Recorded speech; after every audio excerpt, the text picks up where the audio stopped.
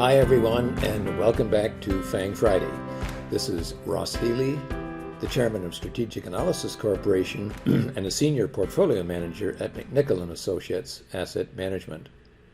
As I noted last week, I continue to monitor the major markets, the TSX, the S&P, and the NASDAQ closely. All three are still holding just above key market valuation levels, but without a lot of room for any downside risks. However, with all that stimulus money coming down, this bull market stance probably should continue, but I am watching the markets with what I might call concerned anticipation. And second, before we take a close look at the FANGs, I do like to say thanks to everyone who likes this video and all our subscribers. Okay, let's turn to the FANGs, and let's start off with the three stocks that we might say are in my sort of phantom FANG portfolio, as it were. And the first one is Nvidia, which was the last stock to actually give me something which I could call a buy signal by dropping down from its HB4 price to its HB3 and rebounding. However, note that it is curling over a little bit, so I'm going to be watching that HB3 price, that's about $480, very carefully to make sure that it can hold. Facebook, I put in this long-term chart of Facebook because I wanted to illustrate something very interesting about the stock, and that is to say, for most of the period since 2015, Facebook has pretty much managed to trade above its MSG price. That's 5.5 times book value. The two times that it dropped down sharply were both in bearish periods in the market, but the company rebounded and rebounded quite quickly. So far, the stock continues to hold there, and therefore we would continue to hold this in our FANG portfolio. Finally, I've done the same thing with Alphabet. I've shown you a very long, this time actually going back 11 years. And this is a fascinating chart because you can see for all of that period, the stock never traded above its own MSG price. Again, 5.5 times book value, and now it's actually broken out over that level. In the past, this kind of signal has been quite bullish. So I'm happy to have this stock in my phantom portfolio. Turning to the stocks I would not hold, the first one is Amazon. It has broken below its HB3, again 5.5 times book. I'd like to see it drop to its HB2, which would be 12 times book, and I think would at least render a nice trading buy signal. Netflix, oh gosh, look at that stock, eh? It is just sort of oozing very, very slowly, actually not so much down, but across. Okay, you see that that dotted line I've got in there. Effectively, that's kind of like what the market technicians might call a kind of a floor on the stock price, and the floor, the technical floor, and the SVA floor appear to be converging at the HB3. What's going to happen here is going to be really fascinating. Microsoft continues to trade rather sloppily on either side of its HB2, which is 12 times book value. Remember when I actually started our whole FANG Friday series, remember we were looking at Netflix, look at the beginning of the chart, and it sort of banged its head up against the HB1, and when it broke out, it really broke out and had a beautiful run, a one breakpoint run from its HB1 to its HB2 before we got into that bearish market period. Well, this time at the breakpoint, it's trading rather sloppily on either side, and that kind of thing tends to concern me. As I have said, I would not hold this stock right now, although who knows, I could be wrong on that judgment. Finally, we get to Apple. And Apple broke through its HB5 price and is heading for its HB4, which would be $109. There is a lot of discussion about Apple and a lot of toing and froing as to whether this is a great buying opportunity or what it is.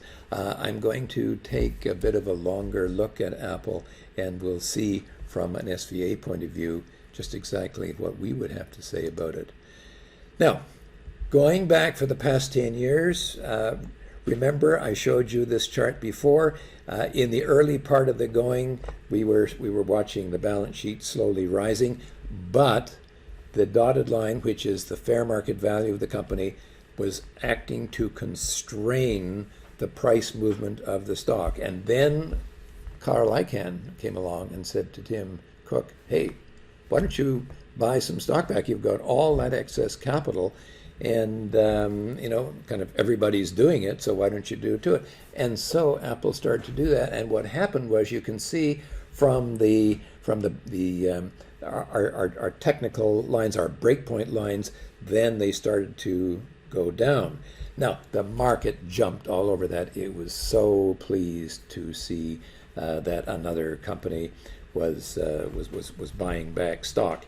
And Apple stock just took off like the scalded cat. In fact, it rose from about, look at that, its MSG price was the last low before breaking out over that purple line, which is the bubble price.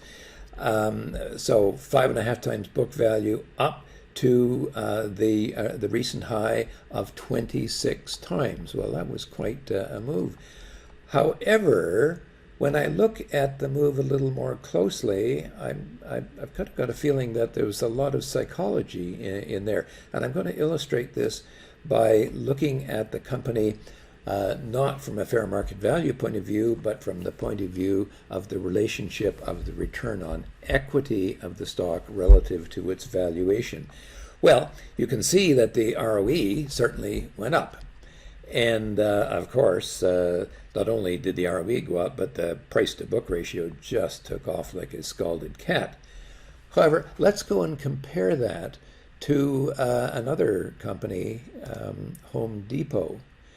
And you can see how the two of those lines tracked each other beautifully, whereas in the Apple chart, they did not. In other words, Home Depot really committed to the strategy. In fact, they committed to the strategy to such a level that their balance sheet is extraordinarily weak, but they achieved a very, very high price to book in the market. In fact, it's currently trading at about 52 times book value. Well, that worked beautifully, except the question is now, how do you get back down from here? Well, that's a story perhaps for another day. Anyway, in summary, first and foremost, Nvidia's trading rebound buy signal remains in force.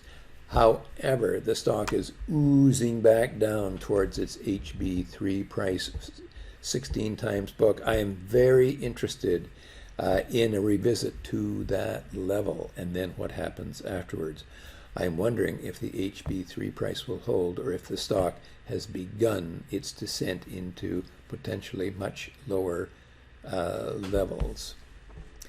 This week, I've taken a longer look at Facebook to show you how important that mid-super growth price, 5.5 times book, actually has been. Although the market may be as nervous about the shares as I am, this is one of the two cheap FANG stocks. I've done the same thing for Alphabet, which is trading at a 12-year valuation high, having broken out nicely over its MSG price and is holding nicely. Alphabet is the second of the two cheap FANG stocks, both trading at or just above their MSG prices. This may not be a value investment as I normally like to seek them out, but in FANG terms, both of these shares could be considered as value investments.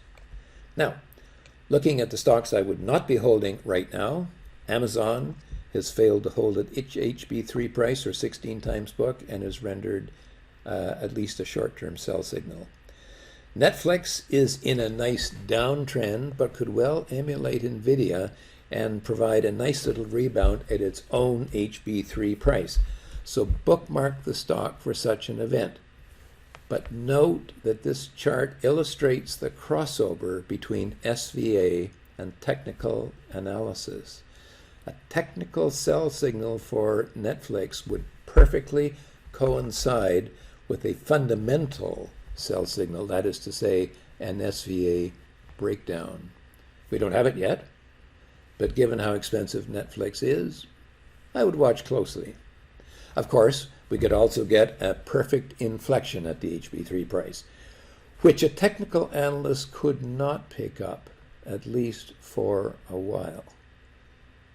As far as Microsoft is concerned, as I said, I'd sell my holdings, as I would not care to find out that this little breakdown is surreal, although it has not really followed through as of yet. So far, the jury is out on my decision there. That leaves me with Apple, the FANG that stirs up the most commentary and differences of opinion. On the bald face of things, the shares fail to hold their HB5 price, that's 26 times book, and are heading to its HB4 at 20, where they last bottomed and rallied in September of 2020. By the way, in cooperation with McNichol & Associates Asset Management, we held an hour-long webinar on the subject of this company on Thursday of this week, in which we discussed a number of the key aspects of the company.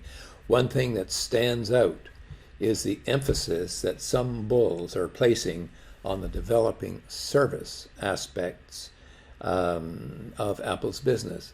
I cited Fred Hickey's comment on high-tech stocks that switch their growth direction toward services. Fred publishes the High-Tech Strategist, a superb monthly report on the high-tech industry, and which, by the way, I heartily recommend to anyone who's investing in this area of the market, and it's a very cheap service.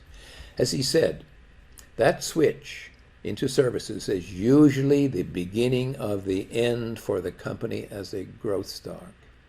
Services are easily emulated by others and do not carry the same margins that the manufacturing of a popular product or products do. Now, I continue to suspect that Tim Cook is concerned about the quality of his balance sheet, but I have to say that in this business today, it's not publish or perish, but buyback or bomb. And the bulls seem to think that Cook has no choice but to continue his buybacks at some level. I do note that after doing nothing in the previous quarter, the company apparently has repurchased some $28 billion of equity. I'm not sure that you can be half pregnant with this strategy.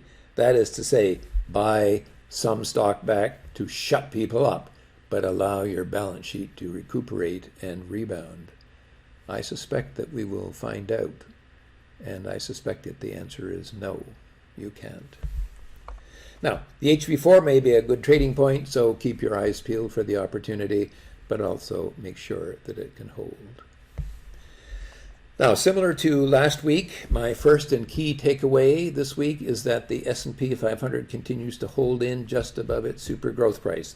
That's 3.5 times adjusted book value, although it is struggling because the values are so indifferent. The high-techs are not particularly participating in the recent market strength insofar as we can describe recent market events as strength, save in some key areas. And do keep in mind what I said. In my experience with the U.S. market, regardless of what happens with one or the other of the S&P or the NASDAQ, we only get an overall market sell signal if they confirm each other. So first, the S&P had better hold in here, and second, the the NASDAQ had better do the same. The last double break that I encountered was in September of 2008, which led to a 50% collapse of the market. Not to be sneezed at. Second, of the 7 FANGs that we are tracking for this special video, it is the 2 cheapest ones that in particular that are holding in Facebook and Google. In other words, it's sort of ironic that it is the 2 value stocks among the FANGs that appear to offer the best prospects for investors. For now, this has been Ross Healy, the chairman of Strategic Analysis Corporation and a senior portfolio manager at McNichol & Associates Asset Management, reminding you that nothing, including investing, is difficult if you have the right tools. I'll see you next Friday. Until then, stay safe. The pandemic is not over yet. I am delighted to say that my wife and I got our first shot this morning, and that has lifted the outlook and the spirits of our household considerably. I hope the same for all of you. See you next week.